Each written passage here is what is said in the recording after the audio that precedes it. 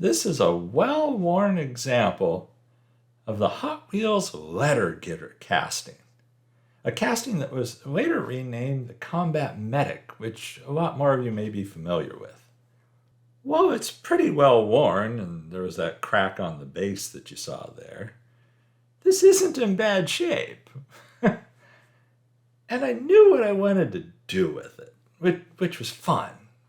I had a fun idea in mind for this thing. I wanted to slam this thing down to the ground. I want this letter carrier to be driving along low and slow. You see, it's a little rusty on the inside, and there's that cracked piece again around the front post, which it's no big deal. I end up super gluing that back together. I was kind of stupid when I went to take the interior out of this because I hate the back doors on these. I just hate those. But anyhow, I was stupid because there's a tab at the back by those doors, and it pulls forward out of that tab. And here at some point, it finally clicks in my mind. And there's something I do this casting later that I take that tab into account to make sure that the interior goes back in place the way it needs to, with a modification that I make to it. But there you see, there you go. There's that back tab, and there's the glass. The glass on this is super funky. It does not fit well. Didn't originally. Doesn't when I'm done with it. Kept the glass basically the same. It's not in bad shape. It just doesn't fit well. There's an odd piece of debris inside of this thing. Like I said, I hate the back doors on the letter getter / combat medic castings. They're just kind of funky to me. And so one of the changes I'm going to make to this is I'm going to put a pseudo roll-up back door on this. The other thing, one of the other things that's going to happen is I'm definitely getting rid of the blackwall wheels. And so I'm doing a wheel swap on it. I don't know how to explain this. I do a lot to this casting, and yet I do very little to this casting. I knew the direction I wanted to go. What can I say? It has a plastic base. The one post in the front and the back of that base hooks in a tab area on the back.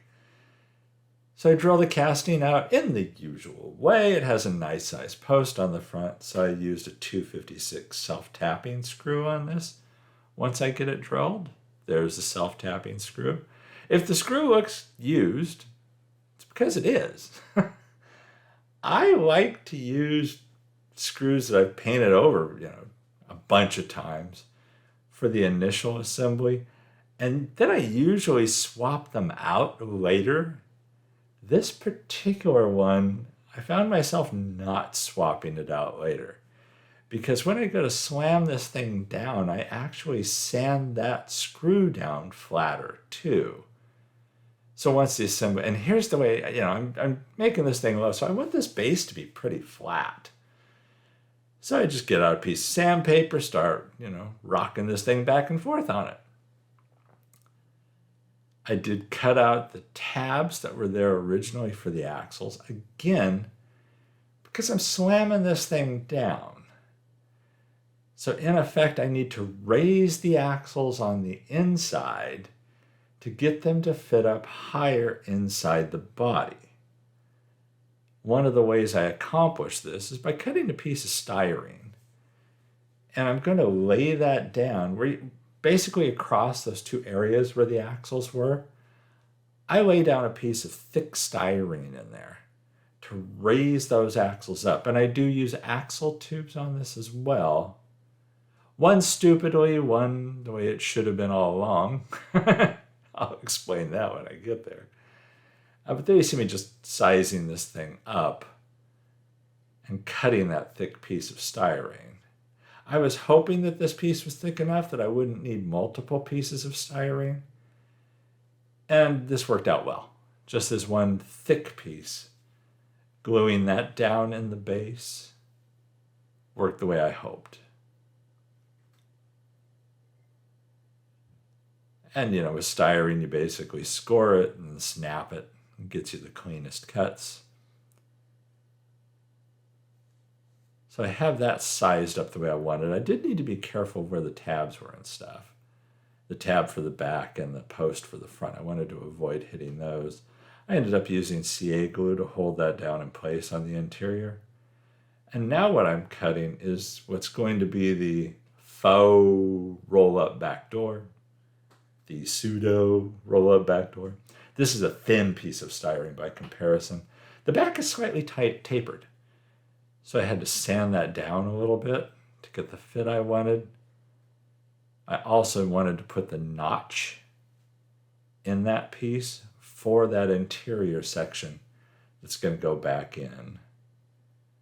So I get that to fit in there. There you see the look I'm going for.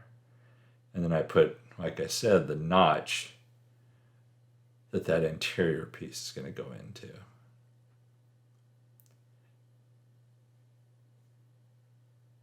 Yeah, I like that look a lot better. And I have plans to put a decal back there. So that'd be kind of tough with the funky, soft, rubberized plastic interior that was there. There you see the base is sanded down quite a bit.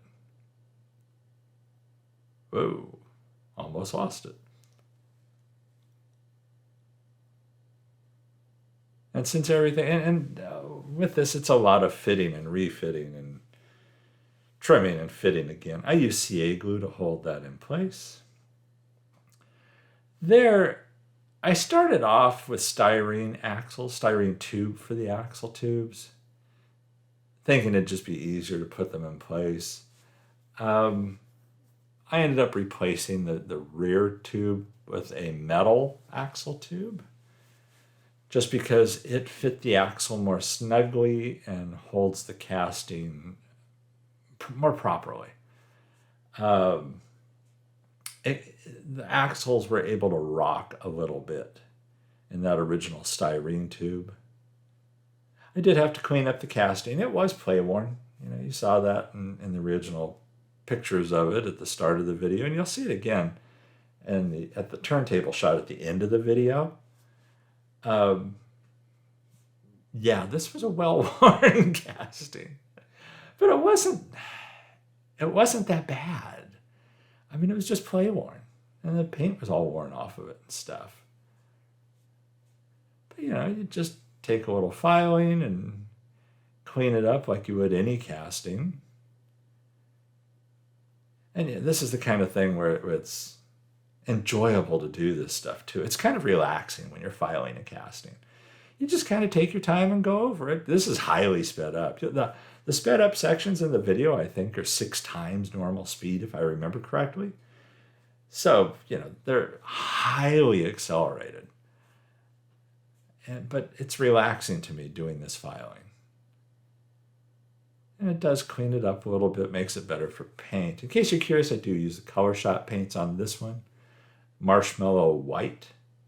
And then once the decals are on, I go over that with the clear. And I also use the color shot primer on the body of this casting as well. I'm really happy with the color shot paints. And there they are. I didn't show the primer there, but I did use the color shot primer. Here it is with the axle tubes in place. I have sprayed that base black. And now I've mentioned this trick before. I have a short tips video on it. I use the ball bearing to hold the axle in a little more snugly. And then I just use a piece of axle tube, which I stupidly had on this very fluffy piece of fabric, making it tougher to pick up. But I like to just hold that very, loosely. I don't want to squish it, but hold it firmly, but not really smash it, and slide it over the axle itself. And then off camera, I use CA glue to hold that in place. And it really works well. I really enjoy that. That is the actual letter getter decal set from Second Chance. I also had this for the Super Van from Second Chance. And I like the Supervan logo better than the stylized one of the original letter getter. So I use a combination of the decals. I use the stripes from the letter getter decals because they fit appropriately over where the wheels go. They fit over the arches properly. And then I use the US mail and logo from the Supervan decals. The thing that was also nice about that is the Supervan decals had extra logo decals. And I do throw one of those on the back door of this, on the roll-up door on the back. My roll-up door does not roll up, but just imagine that it's a roll-up door. Decals, again, second chance decals. Second chance or second to none, they go on very well. And no complaints about second chance Red Wines decals. I thoroughly enjoy using them. Again, they are not a sponsor. I pay for all the decals I get from them, and I will continue to happily purchase decals from them. I just find they're exceptionally easy to work with. They're very nice decals to apply.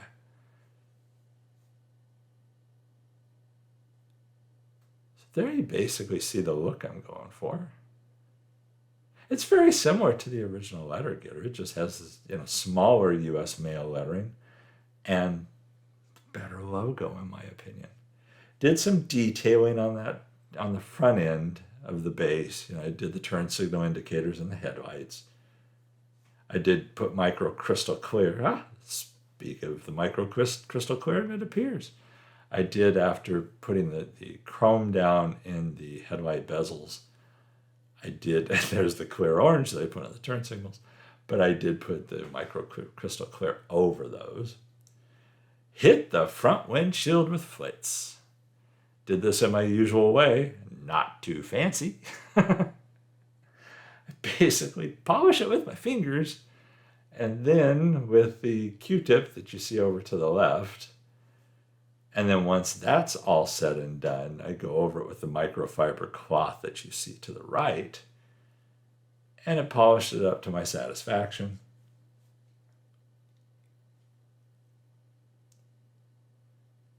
I got these pointy Q-tips off of Amazon a while back.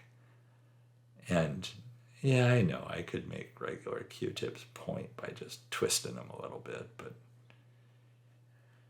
I don't know. They were cheap. It seemed like fun. It seemed like fun having pointy Q-tips. So why not? It takes me forever to go through Q-tips, so why not? That's the nice thing about doing little castings, is all this stuff is such a small scale. Supplies last forever. And once that was all said and done with the polish, I dip it in. Well, you can't see the logo, can you? I've already taken the lid off. Oops! Forgot about that, but gauzy. Dipped it in that.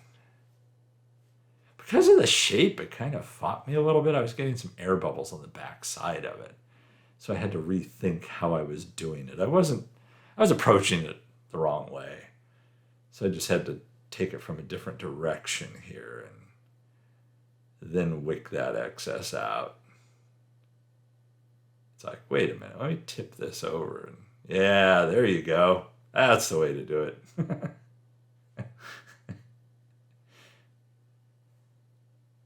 Yeah. Sometimes it just takes me a minute. Yeah, I've been doing these things, for like 5 years now? And every time I either remember something or learn something, this is a constant learning experience. I think in a way you learn something from every build, which is nice. Maybe some of these things I'm learning I've just forgotten from earlier. There's the interior piece. I've broken off the rear doors. They are definitely not staying on there. But because of bringing those wheels up into the cab or into the body of the truck, I need to trim the heck out of that back end of the interior. Front part fits fine.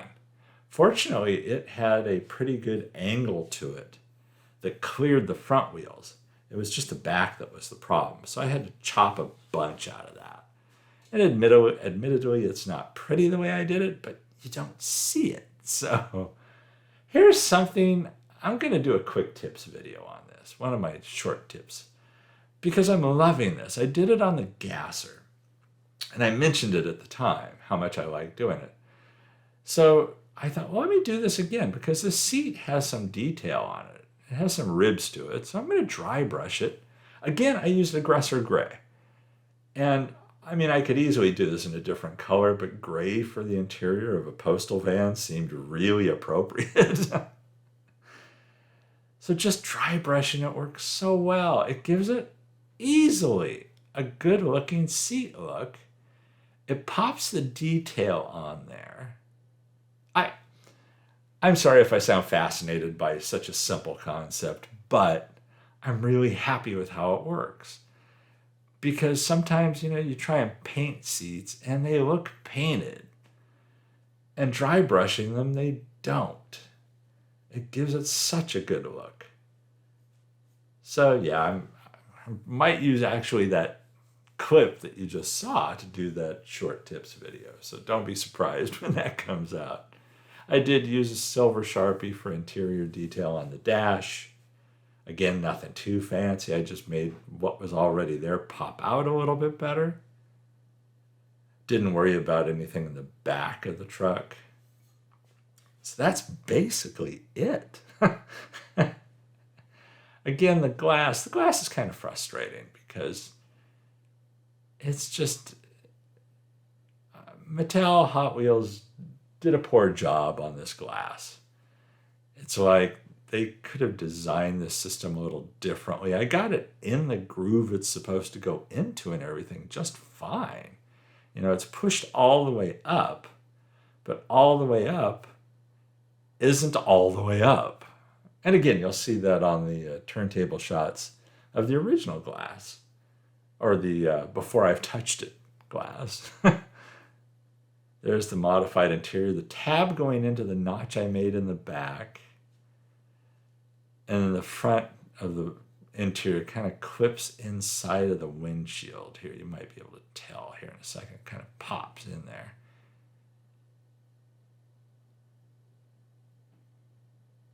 And then the base will pop on there. I'm still eyeballing that glass. Like, really? No, really? That's how it's going to go in there? And then the low and slow base, you see it, the big tab on the back hooks in. The front pops into place. Come on, pop. There you go. And then you just have the one screw in the front. And you can't tell really from the picture, but that screw has been flattened by sanding. Which I think helped. It gave me a little bit more clearance. So I do end up with this thing pretty low. I'm very happy with the results. Let me put it that way. And I do touch up this screw with black paint later. And it rolls. I mean, here, you'll see it here. It's low and slow. So here's where this thing started out. And you can see it's kind of cattywampus because the axles are screwed up on there anyway. They're the posts that hold them in place or the hooks that hold them in place. There you see the windshield, how it's out of whack. Just designed that way. They just designed it poorly. But again, the wheels are kind of screwed up. The back doors were actually in good shape. That just needed to be popped in a little bit. But I don't like the look. And so here's where it ended up. You can see it's much lower than it was before. I love the wheels that are on this now. I'm very happy with the decal choice, with doing the combination of the two different decals. I couldn't be happier with that older logo. That's here you see the pseudo roll-up back door and the tab that the black interior is sticking out through there. But that logo looks much more professional to me, as opposed to the new, highly stylized logo. I like how clean this looks.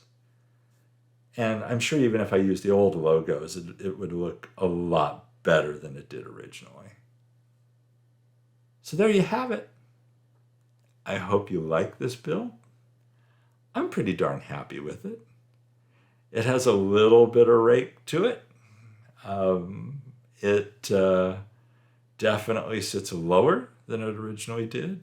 And I'm pretty darn happy with it. I hope you like it too. Everybody stay safe and healthy out there. Catch you in the next one.